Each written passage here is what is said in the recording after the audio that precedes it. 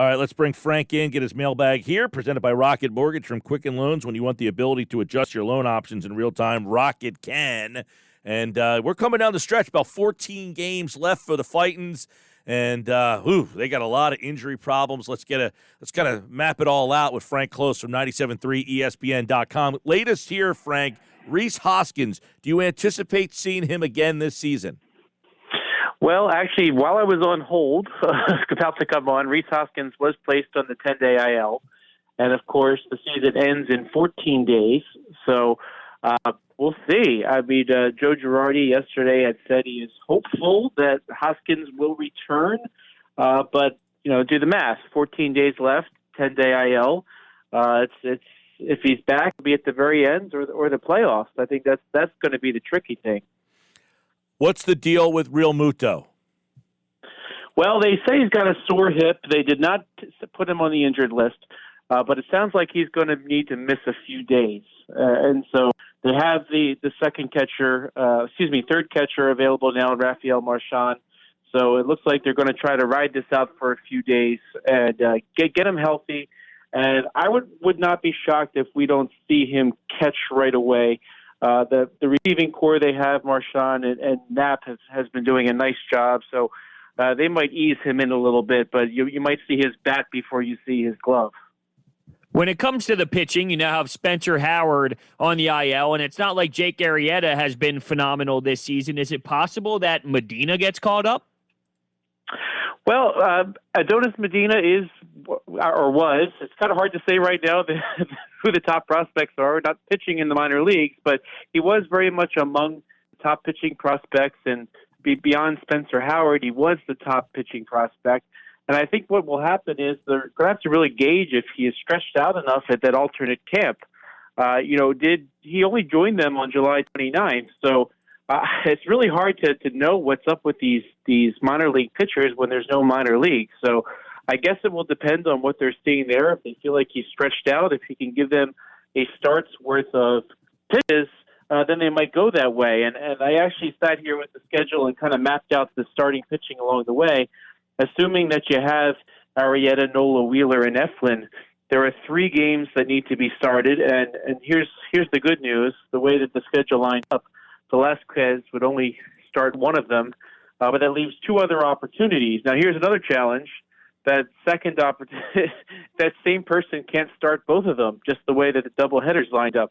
So it's going to be challenging. So it looks like they have at least one bullpen game, probably one Velasquez game, and if it's Medina, he would only be able to make one start. What's up with Wheeler? Well, he's supposed to throw today to see how his middle finger is reacting to or healing. So the hope was he could pitch in this Mets series. I think that's going to be in the third game if he does pitch. You're looking at Arrieta today, Nola tomorrow, and then hopefully you will see Wheeler after that. We thought that this bullpen was going to be serviceable once moves were made. Apparently, we were wrong. Brandon Workman not working out. David Phelps. I mean, I would have never expected that. It seems every time he's on the mound, there is a home run being given up. What are your thoughts about the current status of this bullpen? Well, I broke down the 4 relief acquisitions on 97.3 ESPN in that mailbag. And if you compare the numbers, they are just night and day. The pre-Phillies numbers are on all 4 of them are significantly better than with the Phillies numbers. And Phelps, of course, is the one that had the biggest shift. I mean, he had a 2.77 ERA and a .69 WHIP. That means only less than about 2/3 of a person got on base in every inning he pitched in Milwaukee. Now, all of a sudden, with the Phillies, he's got a 2.25 WHIP and a 13.50 ERA. David Phelps just seems like he's getting rattled. But the one thing that I can say about these relievers is, there's got to be something going on between their head. I'm all for looking at numbers, but there's the mental aspect of the game, and they might just be in this rut where they come in expecting to lose. Like I can't explain it. Even these 4 should not be this bad.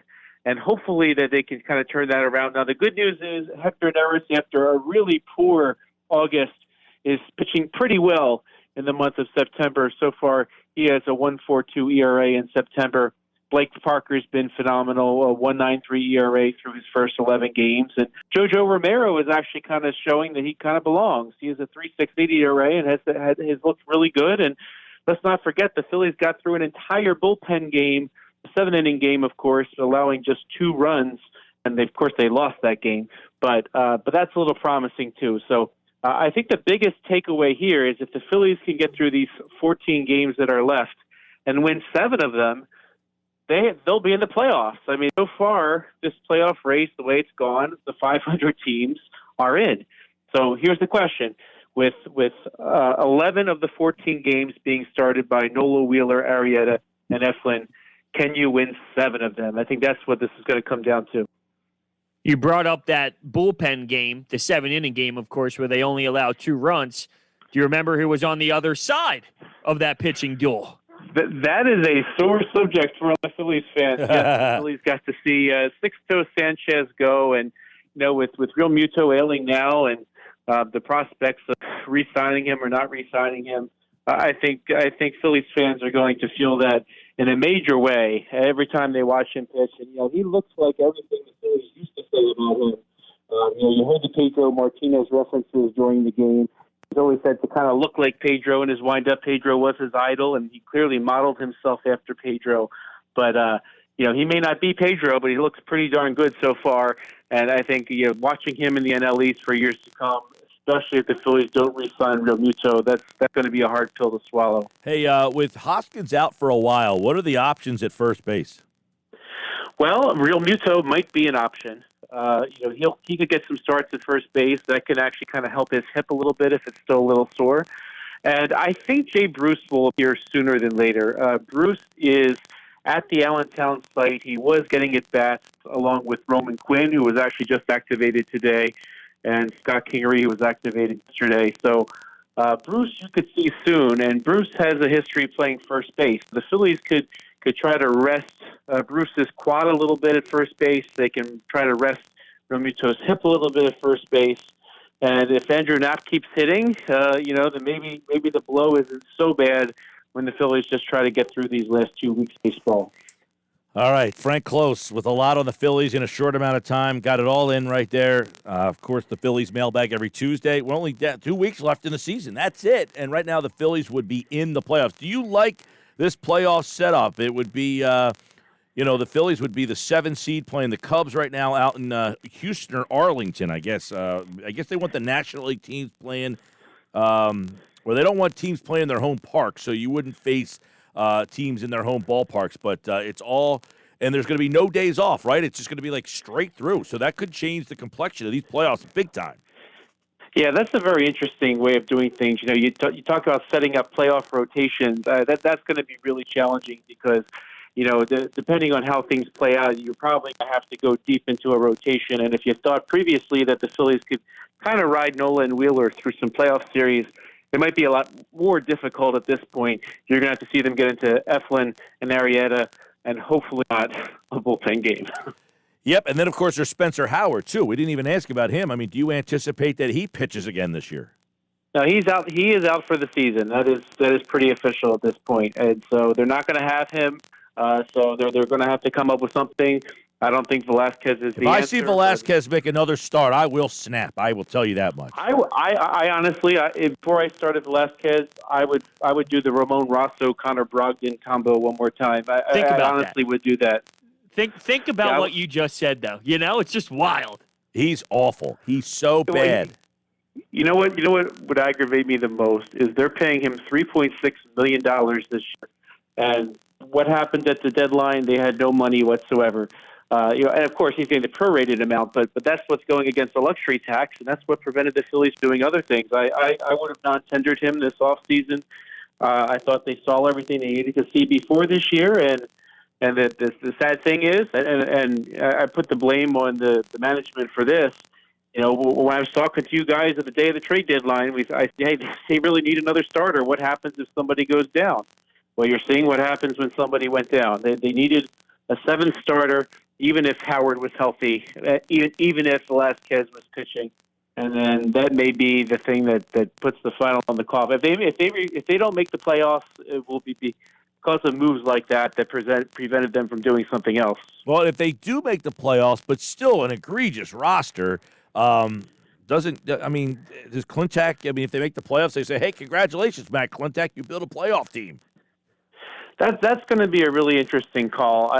There was some talk online about Real Muto and whether or not Real Muto getting signed could cost Klentak his job. I think it's really going to be kind of hard to see what the breaking point is. I think if they don't make the playoffs, I think he's definitely out. But just think about it this way. $200 million payroll, and I tweeted this the other day, a $200 million payroll in 5.5 years should net you a better rebuild than this. So I think that's the big question. And if they sneak into the playoffs with a 29-31 record, which isn't out of the realm of possibility, that's still not much of a good look, and they're probably not going to go far. So, be interesting to see how this plays out. But for me, the McPhail Klentak combo has had enough time and enough money. They should be in a better position than this. Frank Klose, 97.3 ESPN.com, at Frank Klose on Twitter. Frank, you're a gentleman and a scholar. Thank you. All right. He, like all guests, appeared to be the Boardwalk Honda hotline.